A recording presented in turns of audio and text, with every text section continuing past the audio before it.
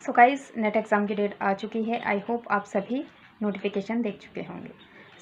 हमें अब इस पेपर को अटेम्प्ट कैसे करना है, क्वेश्चंस को अटेम्प्ट कैसे करना चाहिए, उसके बारे में हम डिस्कस करते हैं। देखो, हमेशा अपने पेपर को, चाहे वो फर्स्ट पेपर हो या सेकंड पेपर हो, उसे हमेशा 3 राउंड में आप बांट लीजिए। 3 राउंड में आपको करना क्या है? देखो, फर्स्ट राउंड में आपको केवल वो क्वेश्चंस अटेम्प्ट करने हैं जिनके भी आंसर्स आपको डायरेक्टली आते हैं। डायरेक्टली से मीन्स, अगर जैसे सप्ताध्यायी है, सप्ताध्यायी का दूसरा नाम क्या है, या संगीत रत्नाकर का दूसरा नाम क्या है, तो बिल्कुल फैक्ट का क्वेश्चन है, डायरेक्ट क्वेश्चन है। अगर आपको आता है तो आता है, नहीं आता तो नहीं आता।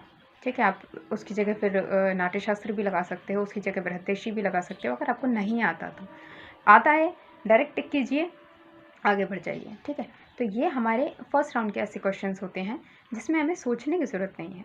हमें वन लाइनर, हम जैसे कहते हैं कि एक क्वेश्चन है, उसके 4 ऑप्शंस हैं और क्लियर ऑप्शंस हैं, उसमें एनालिटिकल नहीं है, हमें ज़्यादा सोचने की ज़रूरत नहीं है, या कथन वाले क्वेश्चंस नहीं हैं। ठीक है, तो हमें फर्स्ट राउंड में ऐसे क्वेश्चंस को कंप्लीट कर लेना है।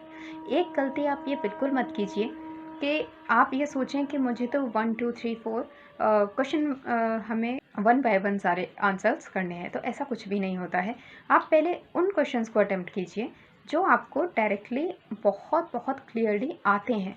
ओके, उन क्वेश्चंस पे अपना दिमाग बिल्कुल भी मत लगाइए। आपको लगता है कि ये मेरे आंसर्स गलत भी हो सकते हैं, तो फर्स्ट राउंड में उन क्वेश्चंस को हाथ ही मत लगाना। सेकंड राउंड पे आते हैं। सेकंड राउंड में हम वो क्वेश्चंस करते हैं जिसमें जैसे 4 ऑप्शंस हैं, 4 में से हमें 2 पता है गलत हैं। ठीक है, 2 ऑप्शन ऐसे होंगे जिसमें आपको कन्फ्यूज़न होगा और उस 2 ऑप्शंस में आपको एलिमिनेट करना है। एलिमिनेशन टेक्निक क्या होती है उसके बारे में हम बाद में डिस्कस करेंगे, लेकिन एलिमिनेट कैसे करना है आपको, ये मैं आपको बताती हूँ। जैसे 2 क्वेश्चंस, जैसे कोई प्रश्न है, 4 ऑप्शंस हैं, 4 में से 2 आपको पता है ये गलत हैं, लेकिन 2 आपको पता है कि इन दोनों में से ही एक सही है, तो उस पर आप रिस्क ले सकते हो, क्योंकि आपका जो रिस्क फैक्टर होगा वो 50% का हो जाएगा। या फिर ऐसे क्वेश्चंस होते हैं जैसे मैच द फॉलोइंग क्वेश्चन कोई आ गया, अगर आप फर्स्ट राउंड में करने बैठोगे आपका टाइम जाएगा और इसका रिग्रेट आपको बाद में होगा, क्योंकि टाइम बहुत प्रीशियस होता है उस वक्त, क्योंकि एक एक मिनट चलता जाता है और कंप्यूटर स्क्रीन पे आपको वो टाइम जब एक एक सेकंड निकलता दिखता है तो आप ज़्यादा पैनिक हो जाते हैं। और फिर आप क्या करते हैं कि अगर जैसे मैच द फॉलोइंग में कई बार ऐसा करते हैं, ABCD ऑप्शंस में केवल एक ऑप्शन भी, एक ऑप्शन के अंदर जैसे हम कह सकते हैं एक सब ऑप्शन हम कह सकते हैं उसे, तो वो भी अगर चेंज कर दिया और आपने उस पर ध्यान नहीं दिया तो आपका आंसर गलत हो सकता है। तो आपको लगेगा कि मैंने तो सही लगाया था, बट वो आंसर गलत हो सकता है। तो इसलिए हमें फर्स्ट राउंड में ऐसी जल्दबाजी नहीं करनी है। सेकंड राउंड के लिए वो क्वेश्चन छोड़ दीजिए। सेकंड राउंड में आराम से सोच के उस क्वेश्चन को कीजिए और एक एक ऑप्शन भी चेक कीजिए कि क्या इसका ये आंसर सही है। ठीक है, फिर आते हैं हम थर्ड राउंड पे। तो थर्ड राउंड में हम वो क्वेश्चंस करते हैं जिनके बारे में या तो हमें बिल्कुल भी नहीं पता है, या फिर उन क्वेश्चंस के बारे में हम थोड़ा बहुत अंदाज़ा लगा सकते हैं। लाइक कुछ क्वेश्चंस ऐसे होते हैं जो किसी और चीज़ से रिलेटेड हैं, डायरेक्टली हमें आंसर नहीं पता है, लेकिन अगर हम किसी और चीज़ से उन्हें रिलेट करते हैं तो हम आंसर निकाल सकते हैं। तो उसमें आपको बहुत ज़्यादा टाइम की ज़रूरत होती है, इसलिए मैं सजेस्ट करती हूँ कि वो जो क्वेश्चंस हैं आप थर्ड राउंड के लिए छोड़िए।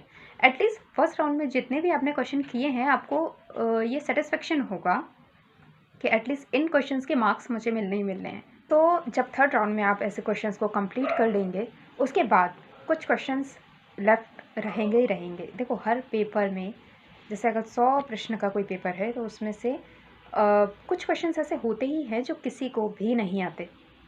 आप कितने भी खुद को 30 मार्क का समझें कि मुझे सारा पेपर आता था, लेकिन कुछ क्वेश्चंस ऐसे होते हैं जो कि खासकर एग्जामिनर डिज़ाइन करता है कि उन्हें कोई भी ना कर पाए।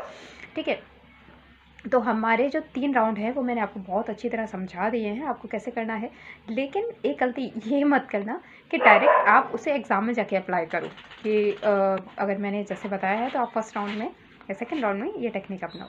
आपको क्या करना है, आपको ये करना है कि ज़्यादा से ज़्यादा मॉक टेस्ट देने हैं। मॉक टेस्ट कैसे, या तो आप प्रीवियस ईयर के पेपर सॉल्व कर सकते हैं और उस पेपर में जो मैंने अभी आपको टेक्निक बताई है फर्स्ट राउंड की और सेकंड राउंड की, तो आप उसे उसमें अप्लाई कीजिए। इससे क्या होगा, आपको वो आदत होगी कि मुझे पहले सारे जितने भी इजी क्वेश्चंस हैं वो कर लेने हैं।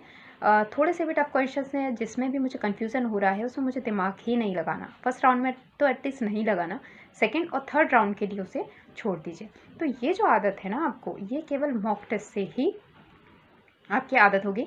और मैं तो यही सजेस्ट करूँगी कि आप ज़्यादा से ज़्यादा क्वेश्चंस लगाइए, प्रीवियस ईयर के पेपर सॉल्व कीजिए, या फिर जहाँ से भी आपको क्वेश्चंस मिलते हैं तो उन्हें सॉल्व करने की कोशिश करो। देखो, कहीं भी अगर हमें टेस्ट सीरीज़ मिलती है या क्वेश्चंस मिलते हैं, उसका मतलब ये नहीं होता कि वही क्वेश्चंस आपके एग्ज़ाम में आ जाएंगे। ये आप अपने माइंड से ये धारणा बिल्कुल निकाल दीजिए। एग्ज़ामिनर बहुत ज़्यादा नॉलेजेबल पर्सन होते हैं, तो वो ये जो चीज़ें हैं इन सबसे बहुत ऊपर उठ के पेपर सेट करते हैं। लेकिन जो टेस्ट सीरीज़ हम लोग बनाते हैं या कोई भी संस्था या कोई भी बुक में आपको टेस्ट सीरीज़ मिल रही है, उसका केवल एक मोटो ये होता है कि आपको टेस्ट देने की आदत डालना, आपको क्वेश्चन अटेम्प्ट करने की आदत डालना, आपको टाइम मैनेजमेंट सिखाना कि हमें टाइम कैसे मैनेज करना है जब हम पेपर को देंगे। ठीक है, एनटीए की साइट पे भी कुछ जैसे मॉक टेस्ट अवेलेबल होते हैं, आप उन्हें देने की कोशिश कीजिए। और बेहतर होगा कि आप ऑनलाइन टेस्ट देखिए, क्योंकि ऑफलाइन पेपर है आपका। सो आई होप आपको समझ में आ गया होगा। सो अप्लाई कीजिए इस टेक्निक को, आई होप आपको ज़रूर फ़ायदा होगा। Thank you so much.